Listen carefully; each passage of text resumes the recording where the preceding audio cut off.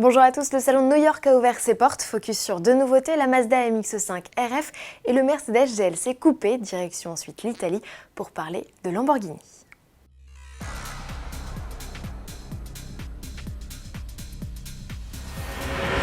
Après Genève, c'est à New York que les constructeurs automobiles de la planète font salon. Événement où dans les allées vous pourrez tomber nez à nez avec la Mazda MX-5 RF. Contrairement au modèle traditionnel avec capote en toile, cette déclinaison opte pour un toit rigide rétractable. Pas une nouveauté, c'est vrai, la précédente génération de MX-5 en profitait aussi dans sa version Roadster coupé. La différence ici se joue sur la cinématique. À l'instar de la 911 Targa, c'est tout le capot arrière qui se soulève et bascule pour accueillir le toit. Au terme de l'opération, la MX-5 n'a plus rien du cabriolet, même si vous voyagez cheveux au vent puisque les arches arrière sont fixes. De quoi sublimer ses lignes et donc de justifier son appellation de fastback, Retractable Fastback. Vous pensiez avoir affaire à un concept? Eh bien détrompez-vous, la MX-5 RF sera bel et bien commercialisée en Europe, vraisemblablement à l'automne. Sous le capot, on retrouvera les deux motorisations essence de 130 et 160 chevaux déjà au catalogue.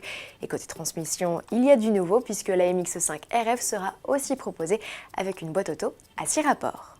Du côté du stand Mercedes, tous les spots sont braqués sur le GLC Coupé. Pour mémoire, le GLC, c'est l'ex-GLK. Le GLC Coupé, c'est donc le rival tout trouvé du BMW X4, version coupée du X3. Vous suivez ? Bon, sans grande surprise, le SUV Coupé calque ses lignes sur celle du concept éponyme dévoilé à Shanghai en 2015. Avec ses 4,73 m de long et ses 1,60 m de haut, le GLC Coupé est à la fois plus long et plus bas que le classique GLC. Forcément, en jouant à fond la carte du style, Mercedes a sacrifié le volume de coffre. Il passe de 550 à 491 litres, banquette en place. Sur ce point, le X4 est plus accueillant et le constat est le même une fois les assises rabattues. Au chapitre motorisation, le GLC Coupé reprend les mêmes blocs que son grand frère.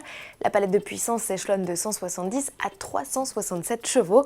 Ce dernier V6 3 litres biturbo passé entre les mains d'AMG s'annonce comme le plus puissant et le plus performant avec un 0 à 100 exécuté en moins de 5 secondes. Aussi bien qu'un X4 M40i de 360 chevaux. Le GLC Coupé sera lancé à l'automne avec une dotation de série complète, une version hybride rechargeable de 320 chevaux capable de parcourir 30 km en mode 100% électrique sera quant à elle lancée ultérieurement. 5000, c'est le nombre d'Aventador sortis des chaînes de l'usine Lamborghini de Sant'Agata Bolognese en Italie. Depuis le lancement de la sportive en 2011, cela représente un peu plus de 4 sportives produites par jour. Une étape clé dans l'histoire de la supercar de 700 chevaux atteint l'année du centenaire de son fondateur, Ferruccio, un joli cadeau. Quant au 5000e bolide, c'est un roadster rouge qui rejoindra très prochainement son heureux propriétaire en Italie. Et toujours à propos de sportives, on vous donne rendez-vous dans le JT du 24 mars pour tout savoir de la nouvelle Nissan GT-R. À demain.